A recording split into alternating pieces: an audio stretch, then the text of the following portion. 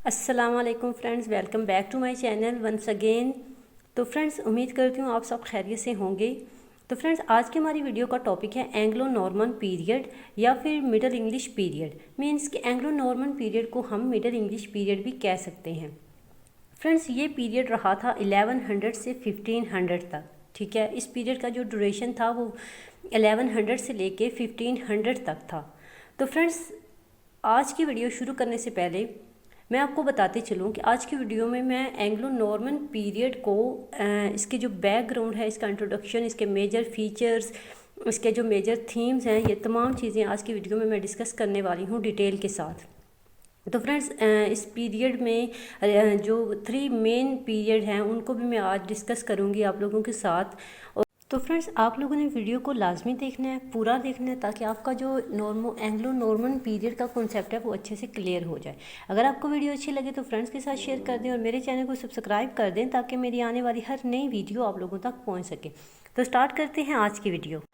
तो friends, Anglo Norman का जो पीरियड है ये नॉर्मन कॉन्क्वेस्ट के साथ स्टार्ट होता है, यानी कि 1066 में ये स्टार्ट होता है और ये 15 सेंचुरी के एंड पर ख़त्म हो जाता है। यानी कि 1066 से स्टार्ट होता है और 11 यानी कि 15 सेंचुरी तक ये एंड हो जाता है। जब 15 सेंचुरी एंड होती है तो साथ ही ये पीरियड भी एंड हो जाता है। तो फ्रेंड्स, इस पीरियड का हिस्टोरिकल बैकग्राउंड जान लेते हैं ताकि हिस्टोरिकल बैकग्राउंड पढ़ने के बाद आपको समझ आ जाए कि इससे पहले वाला जो पीरियड था वो कैसा था और फिर उस पीरियड में और फिर उस टाइम पीरियड में ट्रांजिशन कैसे हुआ। तो फ्रेंड्स, यहाँ पर हम हिस्टोरिकल बैकग्राउंड को देख लेते हैं ताकि हमारा जो एंग्लो नॉर्मन पीरियड का कॉन्सेप्ट है वो अच्छे से क्लियर हो जाए। तो friends, in 1066 the Duke of Normandy, the famous William, henceforth called the Conqueror, sailed across the British Channel। Friends, यहाँ पे आपको नज़र आ रहा होगा कि कनकरर, विलियम को कनकरर क्यों कहा जाता है, ड्यूक ऑफ नॉर्मंडी क्यों कहा जाता है। फ्रेंड्स, ये जो लोग थे, जो विलियम यानी कि इसके ये जो फ्रेंच के लोग थे, इन्होंने ये पहले फ्रांस में रहते थे। ठीक है, फ्रांस में ये रहते थे। ये नॉर्मन्स जो हैं ये फ्रांस में रहते थे और वहाँ पर इन्होंने फ्रांस पर हमला किया। ठीक है, ये काफ़ी ज़्यादा पावरफुल लोग थे और काफ़ी ज़्यादा एक्स्ट्रा ऑर्डिनरी पीपल थे, तो इस वजह से लोग काफ़ी ज़्यादा इनसे डरते थे। तो जब इन्होंने फ्रांस पर हमला किया तो फ्रांस ने इनकी ताकत की डर की वजह से अपनी तमाम ज़मीनें, अपनी तमाम प्रॉपर्टी जो है वो इनको दे दी। ठीक है, इनके हवाले कर दी और इसी तरह ये फ्रांस पर रूलिंग करने लग गए। फ्रेंड्स, बेसिकली नॉर्मन्स जो हैं इनको समंदरी लुटेरे कहा जाता है, लेकिन जब ये फ्रांस में आकर रहने लग गए तो फिर ये लोग बड़े ब्रिलियंट बन गए और काफ़ी ये शानदार बन गए, जीनियस बन गए। फ्रेंड्स, नॉर्मन्स जो थे इन्होंने डिफीट किया था एंग्लो सैक्सन्स के किंग को, यानी कि जब बैटल ऑफ हेस्टिंग स्टार्ट हुई, फर्स्ट ऑफ ऑल तो इन्होंने फ्रांस पर हमला किया, उसके बाद इन्होंने एंग्लो सैक्सन्स यानी कि ब्रिटेन पर हमला किया, जिसको एंग्लैंड या एंगलैंड या फिर इंग्लैंड कहा जाने लगा। तो फ्रेंड्स, जब इन्होंने इंग्लैंड पर हमला किया तो वहाँ पर एक बैटल स्टार्ट होगी, जिस बैटल को नाम दिया जाता है बैटल ऑफ हेस्टिंग का। ठीक है, बैटल ऑफ हेस्टिंग का आप लोगों को ये बैटल याद रखनी है। बैटल ऑफ हेस्टिंग वहाँ पर स्टार्ट होगी, एंग्लो सैक्सन यानी कि इंग्लैंड के अंदर बैटल ऑफ हेस्टिंग स्टार्ट हो गई। तो इसी तरह बैटल ऑफ हेस्टिंग में एंग्लो सैक्सन का जो किंग था, जिसका नाम था हारोल्ड, उसको डिफीट किया गया। और कौन जीत गया? विलियम द कनकरर, यानी कि विलियम फर्स्ट जो था वो जीत गया। तो इसी तरह इसको कहा जाता है विलियम द कनकरर या फिर Duke of Normandy. Friends, Duke of Normandy क्यों कहा जाता है इसको? ड्यूक ऑफ नॉर्मैंडी भी इसलिए कहा जाता है क्योंकि इन्होंने जो फ्रांस पर हमला किया तो इन्होंने फ्रांस के नॉर्दर्न फ्रांस पर हमला किया था। ठीक है, नॉर्दर्न फ्रांस के जिस पार्ट पर इन्होंने हमला किया, यानी कि जिस पार्ट को इन्होंने कनकर किया, तो उस पार्ट को नॉर्मैंडी कहा जाता है। तो इसलिए फिर इनको ड्यूक ऑफ नॉर्मैंडी भी कहा जाता है और फिर विलियम द कनकरर भी कहा जाता है, क्योंकि इन्हें फ्रांस को भी फतह किया और फिर इंग्लैंड को भी फतह कर लिया। ठीक है, तो फ्रेंड्स, इन्हीं के साथ जब इन्होंने किंग को डिफीट किया, यानी कि जो एंग्लो सैक्सन्स का किंग था उसकी जब डेथ हो गई, तो उसकी डेथ के साथ ही जो एंग्लो सैक्सन्स की लैंग्वेज थी और जो उनका लिटरेचर था, उनकी सिविलाइजेशन थी, ट्रेडिशन, कल्चर, ये तमाम चीज़ें उनकी डेथ के साथ ही डिमोलिश होना स्टार्ट होगी, क्योंकि फिर इनका रूल था वहाँ पे। फिर इसके बाद इंग्लैंड में रूल था फ्रेंच का, यानी कि विलियम द कनकरर का। तो विलियम द कनकरर जो था, इसकी जो लैंग्वेज थी वो थी फ्रेंच। तो अब एंग्लो सैक्सन्स के लोग जो थे वो ओल्ड इंग्लिश बोलते थे। अब किंग फ्रेंच बोलता है और जो रियाया है यानी कि जो लोग हैं वहाँ के वो ओल्ड इंग्लिश बोलते हैं। तो ओबियसली जब वो दोनों लोग आपस में बातचीत करेंगे तो उनकी जो लैंग्वेज होगी वो मर्ज हो जाएगी, यानी कि आपस में मिक्स हो जाएगी। तो जो मिक्स होकर लैंग्वेज बनेगी और जो लैंग्वेज वहाँ पर मिक्स होने के बाद बनी उस लैंग्वेज को हम बोलते हैं मिडल इंग्लिश लैंग्वेज या फिर एंग्लो नॉर्मन लैंग्वेज। ठीक है, तो इसी तरह वहाँ पर जो है एक नई लैंग्वेज स्टार्ट हो गई, एक नई लैंग्वेज जो किंग की लैंग्वेज थी। मींस के जो जिस लैंग्वेज को अपर क्लास बोलती थी उस लैंग्वेज को ऑफिशियल लैंग्वेज कहा जाता था। ठीक है, तो फ्रेंड्स इसी तरह वहाँ पर जो है कल्चर लैंग्वेज चेंज हुई, एंग्लो सैक्सन्स की लैंग्वेज चेंज हुई। वहाँ पर फ्रेंच लोगों की जो फ्रेंच ज़ुबान थी वो रूलिंग उसकी होने लग गई। वहाँ पे जो किंग था उसने वहाँ पर अपना नया कल्चर, नई सिविलाइजेशन को प्लांट करना शुरू कर दिया और वहाँ के लोगों को जो है एक तरह से दबाना शुरू कर दिया और वहाँ पर अपना कल्चर स्टार्ट कर दिया। तो फ्रेंड्स इसी तरह फ्रेंच वहाँ पर हुकूमत करने लग गए, लैंग्वेज चेंज हो गई। उसके बाद मिडल इंग्लिश जो थी उसको ऑफिशियल लैंग्वेज बना दिया गया। और फ्रेंड इस टाइम पीरियड को हम अर्ली मिडल इंग्लिश भी कहते हैं। ठीक है, इसको अर्ली मिडल इंग्लिश पीरियड भी कहते हैं या फिर इसको बिफोर चौसर भी कहा जाता है। ठीक है, बिफोर चौसर। तो फ्रेंड्स इसी टाइम पीरियड में काफ़ी ज़्यादा प्रोग्रेस हुई, स्कूल बने, यूनिवर्सिटीज़ बने, कॉलेजेस बने। यूनिवर्सिटीज़ में Oxford university and Cambridge university, ये दोनों यूनिवर्सिटीज़ जो थी ये इसी टाइम पीरियड में प्रोड्यूस हुई थी। और फ्रेंड्स इसी के साथ वहाँ पर जो है वो नया कल्चर, नई ट्रांजिशन, नया एक जो सिविलाइजेशन है वो स्टार्ट हो गई। और जो एंग्लो सैक्सन्स के लोग थे वो उस कल्चर से, उस प्रोग्रेस से काफ़ी ज़्यादा इंस्पायर्ड हुए। उनको लगा कि उनका जो फ्यूचर है वो काफ़ी ग्रेट हो गया। तो फ्रेंड्स इसी तरह वहाँ पर न्यू कल्चर अप्लाई हो गया, न्यू जो ट्रेडिशंस थी, न्यू लैंग्वेज, तमाम चीज़ें जो थी वो नई चीज़ें वहाँ पे इम्पोज हो गई। और उस टाइम पीरियड का जो भी लिटरेचर था, जो भी नॉर्म्स थी, तमाम चीज़ों को डिमोलिश कर दिया गया। तो फ्रेंड्स उस टाइम के जो लोग थे यानी कि जो ग्रेट एंग्लो सैक्सन्स के जो लोग थे उनको लगा कि इस प्रोग्रेस की वजह से उनका फ्यूचर जो है वो काफ़ी ज़्यादा ग्रेट हो जाएगा। तो इसी तरह फिर आहिस्ता आहिस्ता वहाँ पर जो है वो एक रूलिंग जो थी वो टोटली नॉर्मन्स की हो गई। तो वहाँ पर एक नेशन बनने लग गई। तो इसी के साथ ही जो है वो हिस्टोरिकल बैकग्राउंड एंड होता है। फ्रेंड्स आपको एक बात तो समझ आ गई होगी कि किस तरह एंग्लो नॉर्मन पीरियड स्टार्ट हुआ था। यानी कि बैटल ऑफ हेस्टिंग में किंग जो था एंग्लो सैक्सन्स का उसको डिफीट किया गया और जो फ्रांस का किंग था उसने फतह हासिल कर ली, उसको जो एंग्लो सैक्सन्स का किंग था उसको डिफीट दी। तो इसी तरह उसकी जीत के साथ ही वहाँ पर जब उसकी रूलिंग स्टार्ट होगी वो जीत गया तो वहाँ पर एंग्लो नॉर्मन का पीरियड जो है वो स्टार्ट हो जाता है। और ये पीरियड रहा था 1100 टू 1500 तक। तो फ्रेंड्स नेक्स्ट जो पॉइंट है अब हम उसको देख लेते हैं। फ्रेंड्स एंग्लो नॉर्मन के पीरियड में 3 एजेस आती हैं, 3 डिफरेंट पीरियड्स जो हैं वो आते हैं। ठीक है, फर्स्ट पीरियड जो था जो 1066 से लेके 1340 तक था, उस पीरियड को हम एंग्लो नॉर्मन का पीरियड कहते हैं। जैसा कि अभी हमने पढ़ा कि वहाँ पर एंग्लो नॉर्मन्स आगे वहाँ पर अपना जो कल्चर था, अपनी ट्रेडिशन स्टार्ट कर दी, अपनी लैंग्वेज को स्टार्ट कर दिया और वहाँ का जो भी लिटरेचर था, जो भी वहाँ के नॉर्म्स थी, ट्रेडिशंस थी, उनको डिमोलिश कर दिया और वहाँ पर एक नया सेटअप बनाना शुरू कर दिया। तो इस टाइम पीरियड को हम एंग्लो नॉर्मन का पीरियड कहते हैं। नेक्स्ट जो पीरियड था इस टाइम, इसको जो हम एंग्लो नॉर्मन का पीरियड भी कहते हैं या फिर बिफोर चौसर भी कहा जाता है। ठीक है, उसके अलावा नेक्स्ट जो पीरियड था the period from 1340 to 1400 is called the age of Chaucer. Chaucer the great poet dominated this period.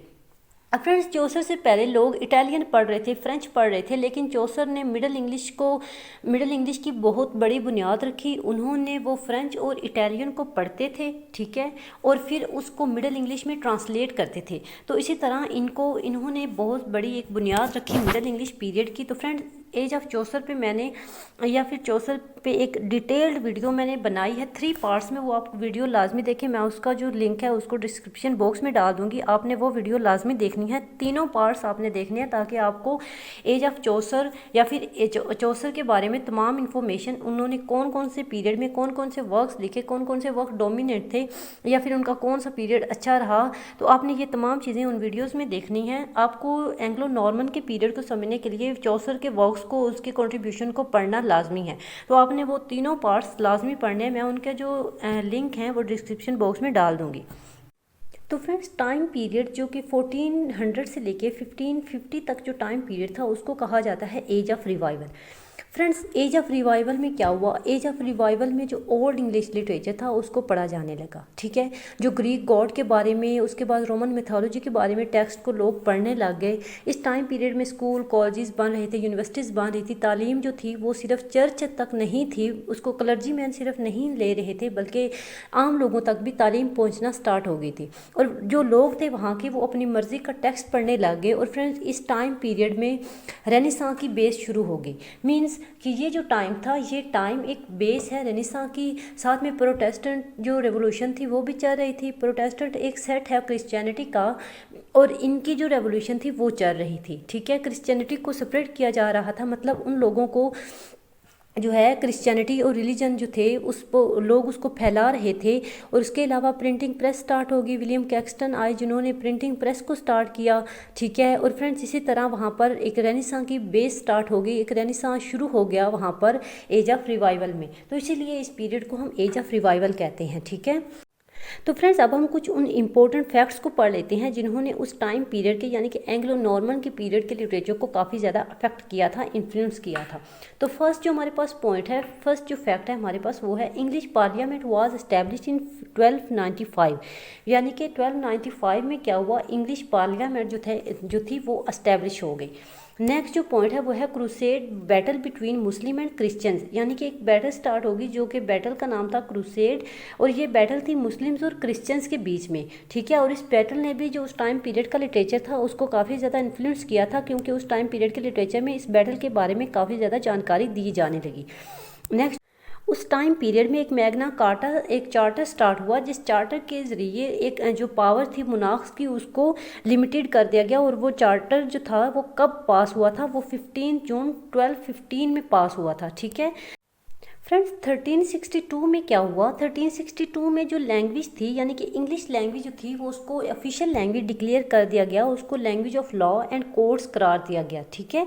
Next point ये है कि the feudal system which had been very strong earlier collapsed after the black death a plague in 1348 to 49। Friends जो feudal system था जो काफ़ी ज़्यादा earlier पे काफ़ी ज़्यादा स्ट्रॉन्ग था, उसको फिर ब्लैक डेथ के बाद वो फिर कोलैप्स होना स्टार्ट हो गया। वो जो प्लेग थी यानी कि ब्लैक डेथ ये रही थी 1348 से 49 तक। इसका जो ड्यूरेशन था वो 1348 से 49 का था। और इस ब्लैक डेथ के ड्यूरिंग जो फ्यूडल सिस्टम था वो भी कोलैप्स होने लग गया। नेक्स्ट जो पॉइंट है वो है in the 14th century reformation of English church began. और ये रिफॉर्मेशन किसने स्टार्ट की थी, ये जॉन वाइक्लिफ ने स्टार्ट की थी अपने लॉरेट के साथ मिलकर। उन्होंने ये रिफॉर्मेशन स्टार्ट की थी जो कि 15th सेंचुरी में स्टार्ट हुई थी। नेक्स्ट जो पॉइंट है वो है कि विलियम कैक्सटन ने एस्टेब्लिश किया था प्रिंटिंग प्रेस को 1476 में, यानी कि 1476 में उन्होंने विलियम कैक्सटन ने एस्टेब्लिश किया प्रिंटिंग प्रेस को। तो 8 पॉइंट क्या है, renaissance began with the fall of the Constantinople in 1453। Friends 1453 में जब फॉल हुआ कॉन्स्टेंटिनोपल का तो उसी के साथ ही रेनेसां बिगेन होगी, यानी कि रेनेसां स्टार्ट हो गई। तो फ्रेंड्स कॉन्स्टेंटिनोपल क्या है, कॉन्स्टेंटिनोपल जिसको हम मॉडर्न वर्ड में कस्तंतुनिया कहते हैं।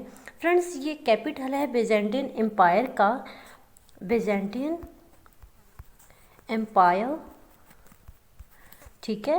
ये कैपिटल है बेजेंटियन एम्पायर का, और इसको फॉल हुआ था 1453 में, ठीक है। और इसी के साथ ही रेनेसां बिगेन हो गई थी। और 1498 में क्या हुआ, वास्को डी गामा इंडिया पहुंच गए, ठीक है। और तो फ्रेंड्स इसी पीरियड में जो कोपरनिकस हैं उन्होंने ये प्रूव कर दिया कि जो सन है ये सेंटर में है ऑफ ऑल द प्लैनेट्स, और बाकी जितने भी प्लैनेट्स हैं वो इसके इर्द गिर्द हैं, इसके अराउंड हैं, ठीक है। तो फ्रेंड्स ये तो थे कुछ मेजर इवेंट्स जिन्होंने इन्फ्लुएंस किया था इस टाइम पीरियड के लिटरेचर को। तो फ्रेंड्स एंग्लो नॉर्मन पीरियड के टाइम में जो लिटरेरी फीचर्स थे उनको डिस्कस कर लेते हैं। फर्स्ट जो हमारे पास फीचर है वो है poetry serves as the main genre. Friends उस टाइम पीरियड में पोएट्री जो थी वो मेन जॉनरा के तौर पे यूज़ होती थी, ठीक है। तो उस टाइम पीरियड में और एंग्लो सैक्सन के पीरियड की जो पोइट्री थी उन दोनों में ये डिफरेंस था कि जो एंग्लो सैक्सन की जो पीरियड थी वो डिसअपेयर हो गई थी एंग्लो नॉर्मन के पीरियड के अंदर। जो ओल्ड इंग्लिश में पोइट्री लिखी गई थी वो डिसअपेयर हो गई थी एंग्लो नॉर्मन्स के पीरियड में। तो इसी तरह क्या हुआ विद द टाइम कि जो नई लैंग्वेज फॉर्म हुई, नई लैंग्वेज का स्ट्रक्चर जो आया, तो उसके साथ ही जो पोइट्स थे वो उससे काफ़ी ज़्यादा इन्फ्लुएंस हुए और उन्होंने भी पोलिटिकल एजुकेशन को लर्न करना स्टार्ट किया और इसी के साथ ही एंग्लो नॉर्मन पीरियड में भी पोइट्री लिखना स्टार्ट हो गई।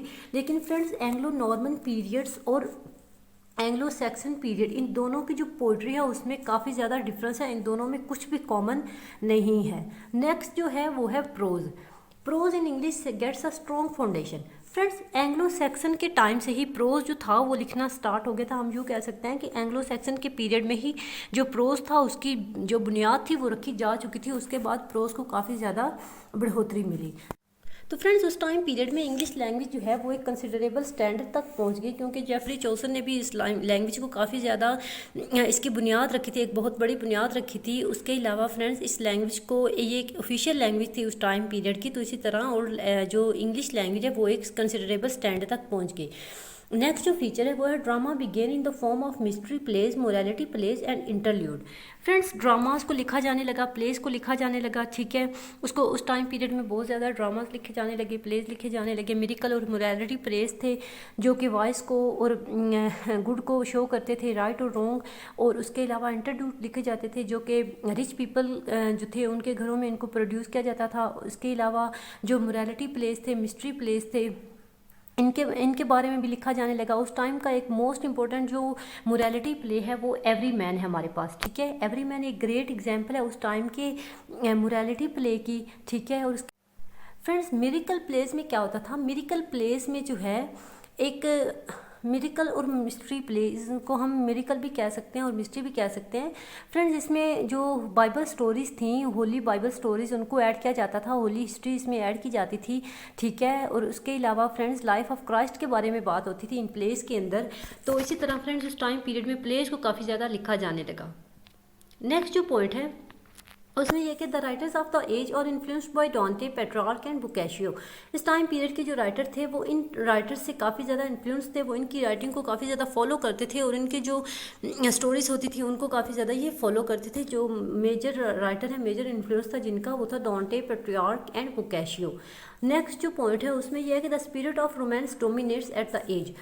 फ्रेंड्स उस टाइम पीरियड में रोमांस जो था वो काफ़ी ज़्यादा फेमस था, ठीक है। वो पॉपुलर फॉर्म थी उस टाइम पे लिटरेचर की। और उस टाइम पीरियड में जो रोमांस था उसको बहुत ज़्यादा जो है लोग फ्रेंच लिटरेचर को पढ़ रहे थे, तो इसलिए रोमांस को बहुत ज़्यादा इंपॉर्टेंस हासिल थी। तो फ्रेंड्स क्या हुआ, उस टाइम का जो रोमांस था उसमें वो रोमांस जो था वो अपनी स्टोरीज़ की वजह से काफ़ी ज़्यादा फेमस था, क्योंकि उसमें पोइट्री को इतनी इंपॉर्टेंस नहीं दी जाती थी जितनी स्टोरीज़ को इंपॉर्टेंस दी जाती थी। तो इसी तरह जो है एक मेंटल कंडीशन, मेंटल रिएक्शन को क्रिएट किया गया उनके रोमांसिस के थ्रू, ठीक है। तो ये जो रोमांसिस थे इनमें जो स्टोरीज़ बताई जाती थी उनमें मोस्टली जो है किंग आर्थर के बारे में स्टोरी बताई जाती थी, वार ऑफ टोरी के बारे में बताई जाती थी। तो मिथिकल ड्राइंग्स जो थी उस टाइम पीरियड कि उनके बारे में स्टोरीज जो होती थी वो ऐड होती थी इस टाइम पीरियड के रोमांस में। तो फ्रेंड्स नेक्स्ट जो पॉइंट है उसमें यह है कि the use of pentameter 10 syllables in each lines begin. Friends इससे पहले यानी कि फ्रेंच से पहले इंग्लिश में कोई भी कॉन्सेप्ट नहीं था सिलेबल का, सिलेबिक मीटर का कोई भी कॉन्सेप्ट नहीं था। तो एंग्लो नॉर्मन्स ने इंग्लिश लैंग्वेज को एक सिलेबिक मीटर दिया था, ठीक है। इसके अलावा उन्होंने इंग्लिश में सिलेबिक को और पेंटामीटर को यूज़ किया और इस तरह 10 syllables in each line means pentameter type writing start हो गई, यानी कि पोइट्री में मीटर को शुरू कर दिया गया। तो इसी तरह फ्रेंच ने इंग्लिश को दिया था पेंटामीटर यानी कि सिलेबिक मीटर दिया था जिसमें राइटिंग को लिखा जाने लगा। उसके अलावा फ्रेंड्स एंड राइम जो कि एंग्लो सैक्सन के पीरियड में इसको इग्नोर किया गया था, एंग्लो नॉर्मन के पीरियड में एंड राइम को इंट्रोड्यूस करवाया गया पोइट्री के अंदर। नेक्स्ट जो हमारे पास फीचर है वो है कि stressed alliteration is discarded and humour, irony and satire are brought into practice. उस टाइम पीरियड में एलिट्रेशन को काफ़ी ज़्यादा स्ट्रेस किया जाता था, एलिट्रेशन को एज अ ऑर्नामेंटल डिवाइस के तौर पे यूज़ किया जाता था। लेकिन क्या हुआ, एंग्लो नॉर्मन के पीरियड में इस डिवाइस को डिस्कार्ड कर दिया गया और इसकी जगह पे ह्यूमर, आयरनी एंड स्टायर को प्रैक्टिस में लाया गया, यानी कि इन चीज़ों को ज़्यादा इंपॉर्टेंस दी गई और एलिट्रेशन को डिस्कार्ड कर दिया गया राइटिंग के अंदर से। तो फ्रेंड्स ये तो थे कुछ इंपॉर्टेंट फीचर्स तो फ्रेंड्स उस टाइम पीरियड के कुछ करैक्टरिस्टिक्स हैं मिडिल इंग्लिश पीरियड की, उनको हम डिस्कस कर लेते हैं। फर्स्ट हमारे पास जो करैक्टरिस्टिक है वो है ह्यूमनिज़म। फ्रेंड्स उस टाइम पीरियड में ह्यूमनिज़म को काफ़ी ज़्यादा इंपॉर्टेंस दी जाती थी, ह्यूमनिज़म पे लिखा जाता था। नेक्स्ट जो हमारे पास करैक्टरिस्टिक है वो है नेचर। फ्रेंड्स नेचर को पोएट्री में ऐड किया गया, ठीक है, नेचर को पोएट्री में ऐड किया गया और नेचुरल सेटिंग के बारे में बात होती थी और नेचर के बारे में पोएट्री में लिखा जाता था। उसके अलावा नेक्स्ट जो हमारे पास है वो है रियलिटी बेस्ड। जितनी भी राइटिंग होती थी उस टाइम पे रियलिटी बेस्ड होती थी, मीन्स के बेतुकी बातें नहीं होती थी, रियलिटी बेस्ड बातें होती थी, जो भी रियल होता था उसको लिखा जाता था, ठीक है। उसके बाद रिलीजन जो राइटिंग होती थी उनको काफ़ी ज़्यादा प्रमोट किया गया, रिलीजियस पे काफ़ी ज़्यादा बात हुई, रिलीजियस पे काफ़ी ज़्यादा जो है प्लेस लिखे गए और जैसे मोरालिटी और मिरेकल प्लेस थे, तो रिलीजन जो है उस टाइम का रिलीजन राइटिंग जो है उस टाइम की काफ़ी ज़्यादा इंपॉर्टेंट राइटिंग्स है। उसके अलावा लॉजिकल। फ्रेंड्स लॉजिकल ये है कि उस टाइम पीरियड में जो लोग थे वो लॉजिक के साथ बात करते थे, लॉजिक के साथ लिखते थे और टिपिकल बातें नहीं करते थे, ना फिर टिपिकल लिखा करते थे, बल्कि वो लोग लॉजिक को लेके चलते थे और लॉजिक को ही अपनी राइटिंग में भी लाते थे। नेक्स्ट जो हमारे पास करैक्टरिस्टिक है वो है common man. Friends common man के बारे में बात होती थी, ठीक है। अरिस्टोक्रेटिक या रिच पीपल को भी डिफाइन किया जाता था, उनके बारे में भी लिखा जाता था, लेकिन क्या है कॉमन पीपल के बारे में भी बात होती थी, उनको ज़्यादा इंपॉर्टेंस दी जाती थी। नेक्स्ट जो हमारे पास फीचर है वो है रोमांस। फ्रेंड्स रोमांस को बहुत ज़्यादा पढ़ा जाता था, क्योंकि उस टाइम में लोग रोमांस को पढ़ रहे थे, फ्रेंच को पढ़ रहे थे, तो इसलिए रोमांस को बहुत ज़्यादा इम्पोर्टेंस हासिल है। और उसके अलावा फ्रेंड्स उस टाइम पीरियड में रोमांस जो है ये एक इम्पोर्टेंट आप कह लें कि उस टाइम का एक करैक्टरिस्टिक है उस टाइम की राइटिंग में।